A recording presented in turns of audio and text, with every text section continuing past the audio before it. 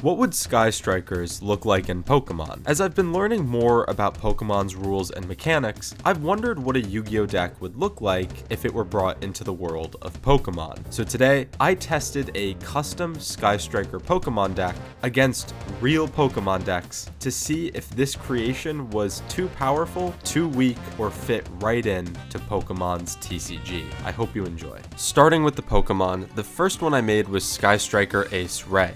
Honestly, after seeing this full art card, it made me feel really bad that Yu-Gi-Oh doesn't have full arts because it looks amazing. Ray's main effect is her ability to tag out into any Sky Striker Link monster, which reminded me a lot of Eevee and the Evolutions. You have one Eevee that can evolve into multiple different element Pokemon the same way that Ray can tag out into one of her different attribute armors. This gave me the main gimmick for the deck. Put Ray on your field, and when she's in the active spot, she can evolve or tag out into a different armor. Instead of making this an ability though, I made it an attack so that way your turn ends after using it. This was my attempt to balance out the deck by not making it so Ray could evolve into an armor for free. For Ray's second effect, I made it so that if a Sky Striker was knocked out while Ray was in the discard pile, you could place her back onto the bench, allowing you to get out another armor next turn. I didn't want to leave Ray as the only basic Pokemon, and I really didn't want to put in any of the new treated as Sky Striker monsters, so I just added in Rose as the only other basic.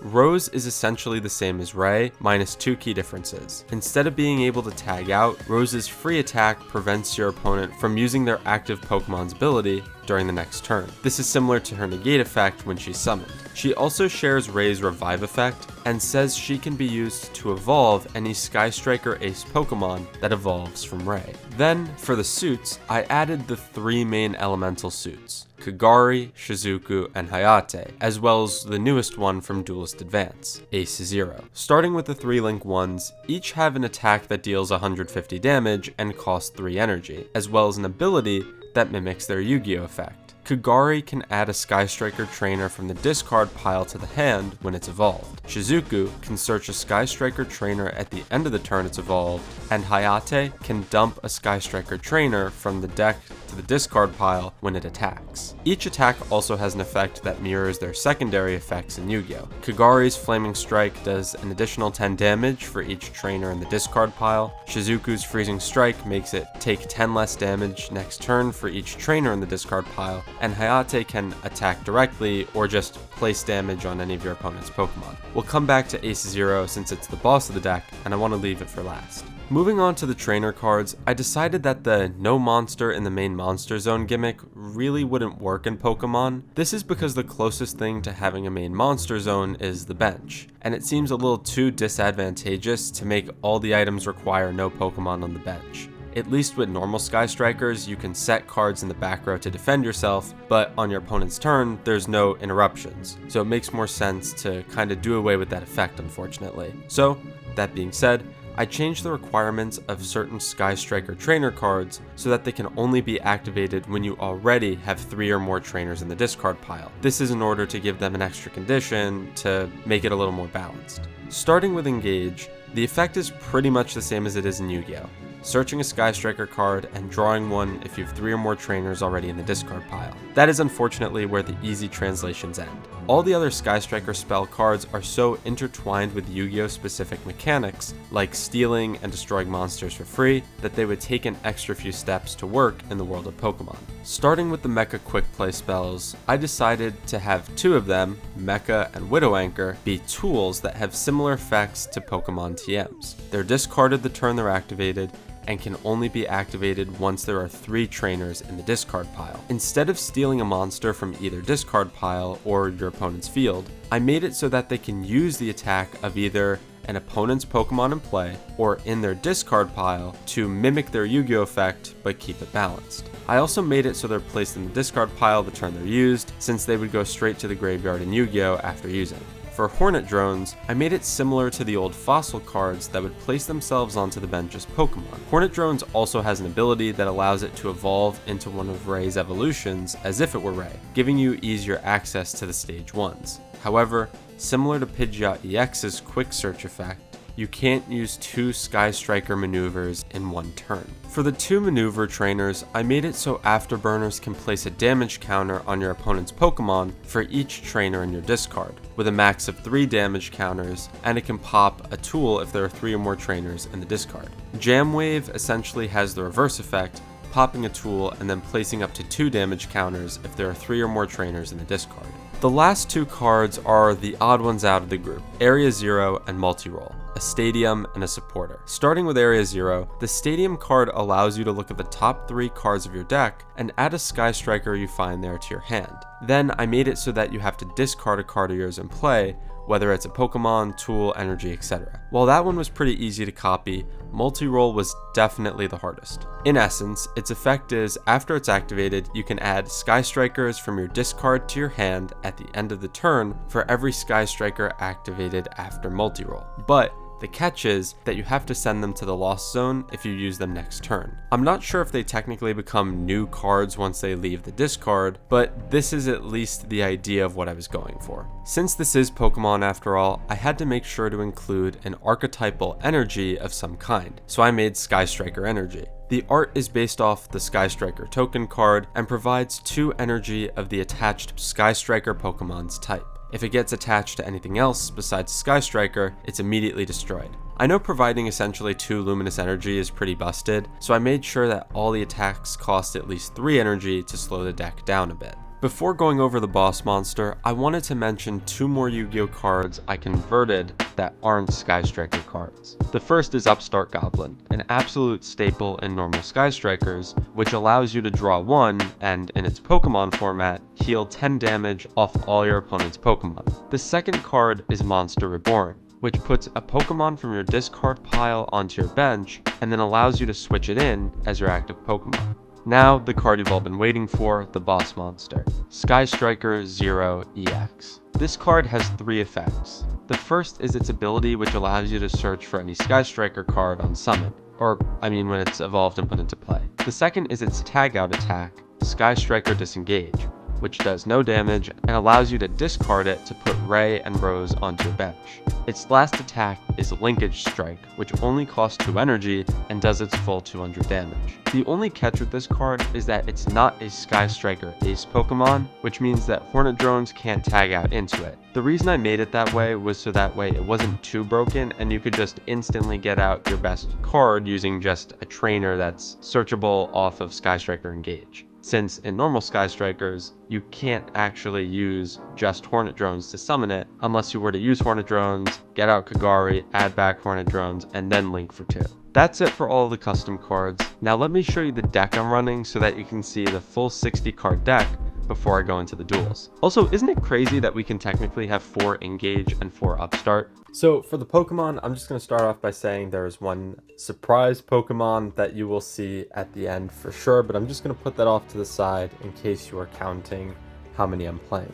For the basics, I play 4 Ray and 4 copies of Rose. The reason I play 4 of each is because, there's only 2 basics in the Sky Striker archetype that I made, so I just figure it's important to play all of them since we want as much access to suits as possible. Then I play 4 copies of Zero since it's kind of the main evolution starter of the deck, since it can search any Sky Striker we need, and worst comes to worst, we can disengage it into a Ray and a Rose, giving us 2 more evolutions on the next turn. Then I play 4 copies of Kagari.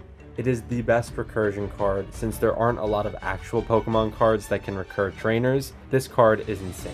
Then I play 2 copies of Shizuku, which honestly I could bump down to 1 and not really feel the difference, because just like a normal Yu-Gi-Oh, I really don't use it that much. Hayate is insane because it can attack the bench for 150, so good to play 2 of in case you lose your first copy.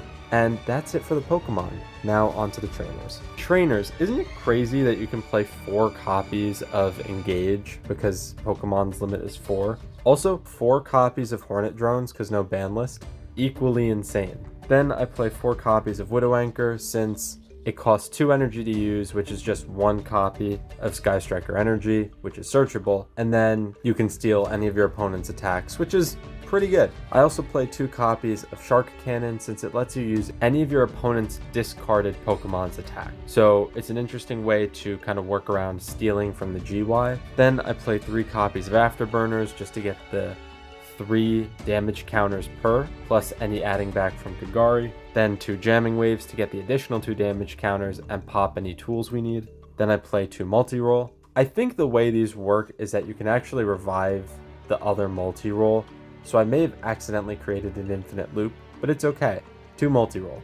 Then I play 1 copy of Area Zero. I'm gonna be so honest, this should probably be at 2, and I think it is. I just don't know what happened to the other copy. So 1 or 2 of Area Zero, 1 copy of Monster Reborn, which I think this artwork is sick for a full art, just saying. I think that was a good pick.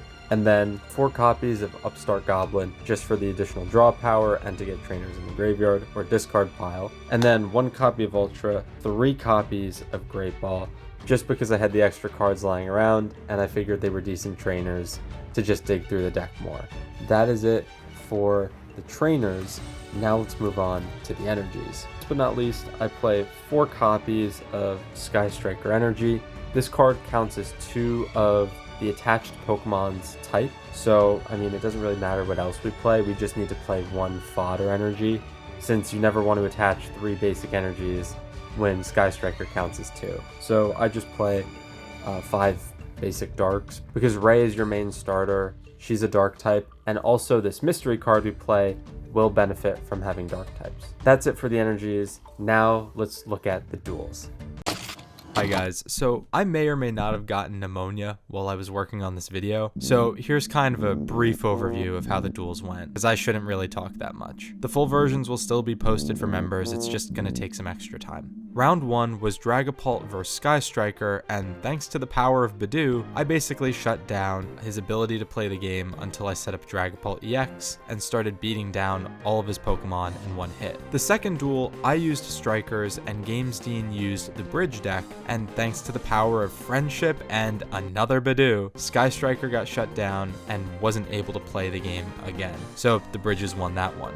It seems to me like Bidoof is the anti-spell fragrance of Pokemon, and if either player opens it, Sky Striker is not playing for a solid turn. The last duel was the mirror match, and I had saved up a super special awesome secret card for this duel, Access Code Talker. It requires removing 4 Pokemon from the bench to use, and can hit the entire bench with its main attack.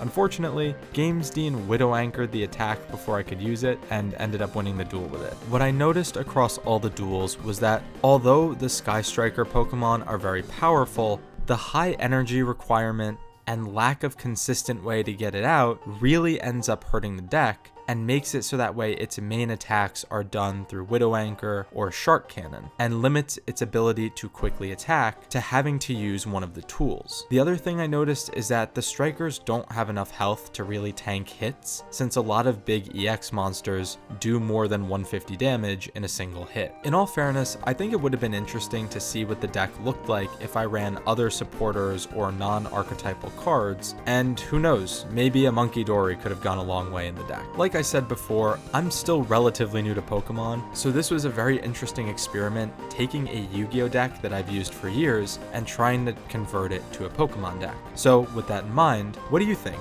Do you think this was an interesting way to bring Sky Striker into the world of Pokemon, or do you think there's a better way I could have done it? I'd be curious if any of the more seasoned Pokemon players who've played Yu-Gi-Oh before have thoughts on how I could have done it better. Thank you again for watching, and make sure to check out my other videos here, like 20 things to do when you're not playing Yu-Gi-Oh! That was a lot of fun to film, so make sure to check it out if you have a chance. Thanks for watching, and please subscribe.